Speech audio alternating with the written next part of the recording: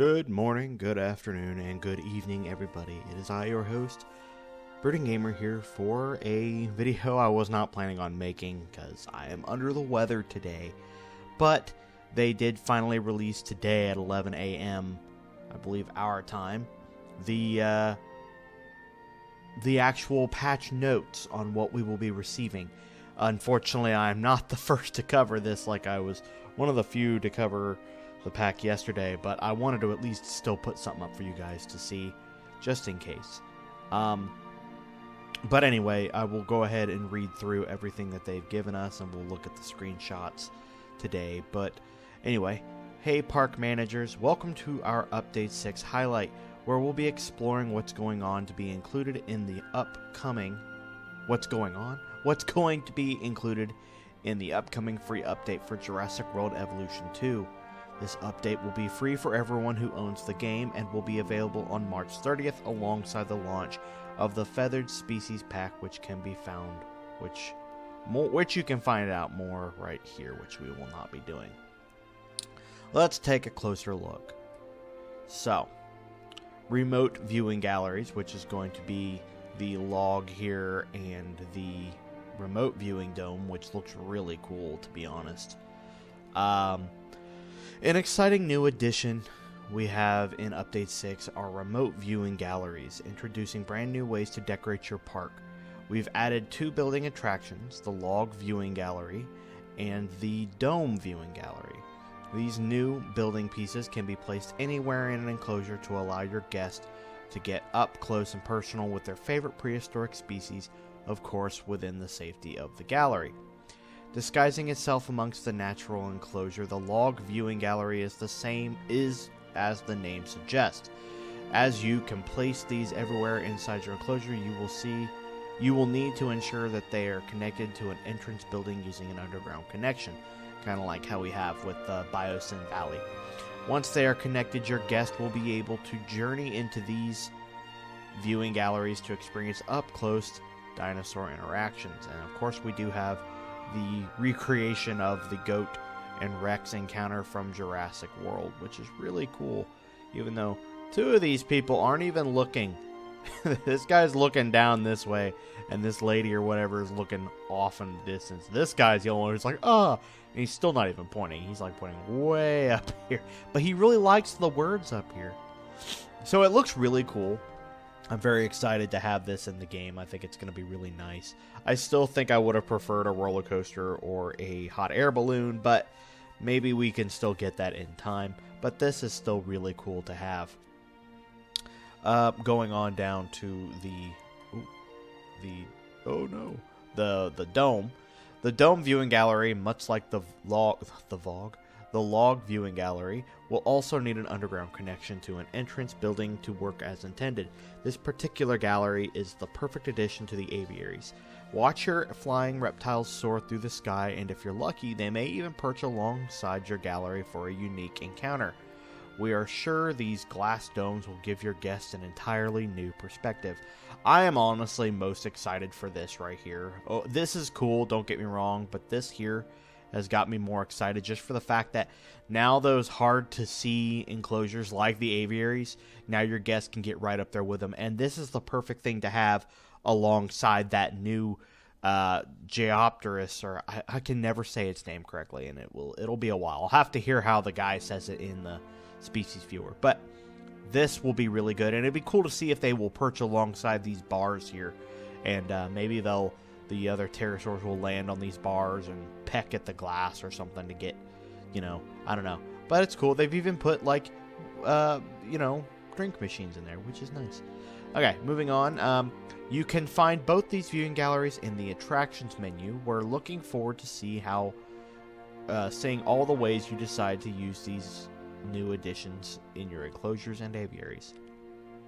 One of the things I'm most excited for right here, let me fix my headset because it feels weird. Sorry about that.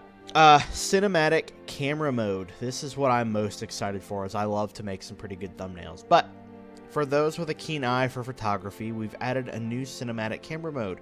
We can't wait to see what you do with this new feature. The cinematic camera will always allow you to transition between camera angles and viewpoints across your park to instantly snap those picture-perfect views and exciting interactions between your prehistoric species. This mode will be accessed through capture mode, and you'll be able to add the existing overlays of postcard stamps, logos, letterbox, etc. To enhance your photos with a truly personal touch. Make sure to share your screenshots with us once you've get a chance to try it out. So I'm most excited with this. I'm really hoping they actually have like a depth of view or a field of view, whatever.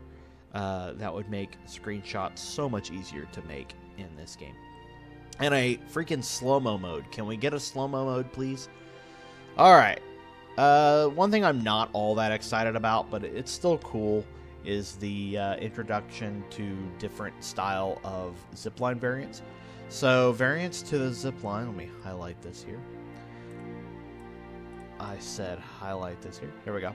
Variants to the zipline attractions that was first added in update 1.5.10 on the first anniversary of Jurassic World Evolution 2 are also being introduced.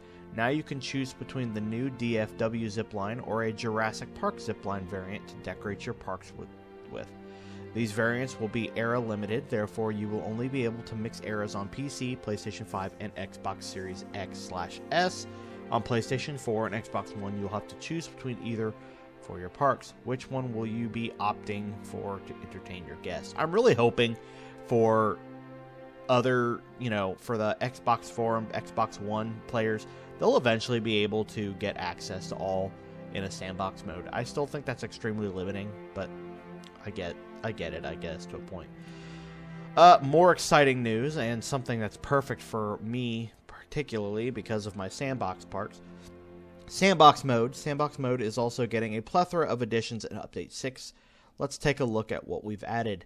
6 new square levels will be available for you in sandbox mode that are all based on 6 different biome types in the game. Southwest USA, San Diego, and California levels will also be getting 3 expanded square levels. I know this is kind of stumping a lot of other YouTubers right now, is what the hell is a square level? Is it just kind of like Jurassic World or Jurassic Park Operation Genesis, where we just get this giant big block of land to build on, or what? And I mean, like, that gave you a lot of land to build on. So if that's the case, that would be really cool. But I don't know.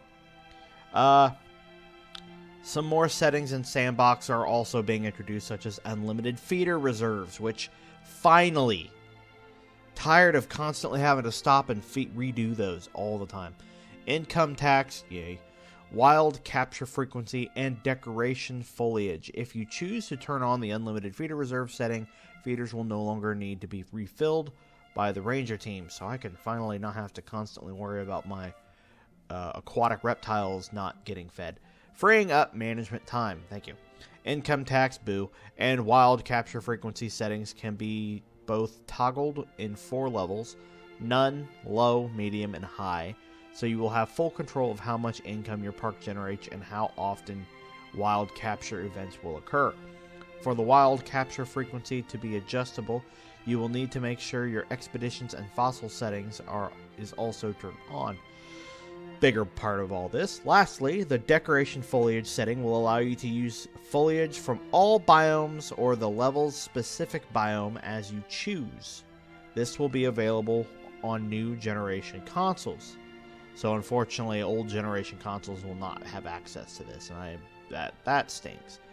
We hope these new settings will be a rewarding addition to managing your parks in sandbox mode. Well, it is for us, but what about older consoles? That's a bit not fair, in my opinion. I get there's so much they can do on restrictions, but that's a big restriction right there. And then down here you will see the unlimited feeder reserve is under dinosaurs, right under dinosaur status checks. So, all right, now on to the quality of life section. Of course, we can't forget all the quality of life updates coming your way in Update 6. No need to wait for toilets, amenities, and shelters to be built over time anymore, as they will now be built instantly. We've also added the ability to place multiples of the same building without needing to enter the building menu each time. With a quick shortcut, just use Control left mouse button click, or R3 on the controller. That actually is quite helpful. Small dinosaurs are also being given more behaviors in Update 6. Okay. They will now be able to raise their heads when walking through water and even navigate through areas where they would have been blocked before. Okay, that's actually kind of cute. I like that. Combat for sauropods has been adjusted to improve the quality of their fights. They will now take damage in chunks rather than continuously and begin bleeding out once they reach 15% health. Feedback for when the bleed out state isn't affecting a dinosaur has also been added, so you'll be able to manage your injured dinosaurs more efficiently. To further facilitate these changes, hunting behaviors of carnivores has also seen some changes. They will now attack less frequently and may even fail a hunt depending on their individual combat stats and the defense level of the sauropod. Okay, now that I actually like. Instead of them always being so overpowered, the minute they go up against a sauropod, they're instantly won. I like that. We've also adjusted the UI cohabitation feedback on the Therizinosaurus, Indominus Rex, Velociraptor, and Indoraptor to more clearly reflect their likes and dislikes, which should be a welcome change to better care for these dinosaurs. Our console community will also be expected to hear that you can import your PS4 player progress to the PS5 version of the game, meaning all your progress will be merged and nothing will be overwritten when being transferred over to the PS5. The best way to do this will be to upload your PS4 save onto a PS Plus cloud and then download the saves from the cloud onto the PS5 and launch the game. Once in the main menu, you should get prompt to import your saves. We hope you've enjoyed this highlight covering the new free update. More detailed patch notes on all the quality of life changes as well as bug fixes will also be coming out on March 30th. Keep your eyes peeled to the forums and social channels for any of and all updates, and get more information on the new Feathered Species Pack here, and add your Steam wishlist. Actually, I do want to click on that. But that is a very interesting thing to note about the Update 6, is that a lot of it seems to be focusing heavier on current gen consoles, leaving a lot of people on older gen consoles in the dust, and that, in my opinion, is a bit unfair. But what do you guys think of this update? Are you guys excited? I, for one, am slightly disappointed that we still have gotten no more scenery items, except for, the trees is cool, and the viewing domes are very cool. However, there was no mention of that garbage can looking item or anything like that, and usually they will mention those when they are added. Now, if they get added and nobody mentioned them, that'll be interesting. But that is all of Update 6, unless they've dropped something hidden on us last minute. They should have a live stream coming up here within the next week to go over all these, but everything here is looking pretty fancy pants. Let me know what you guys think below.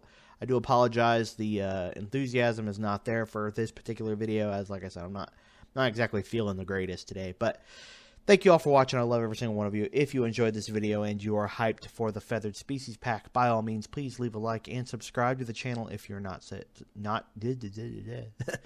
yet subscribed, as we are trying to reach 3,000 subscribers by the end of 2023.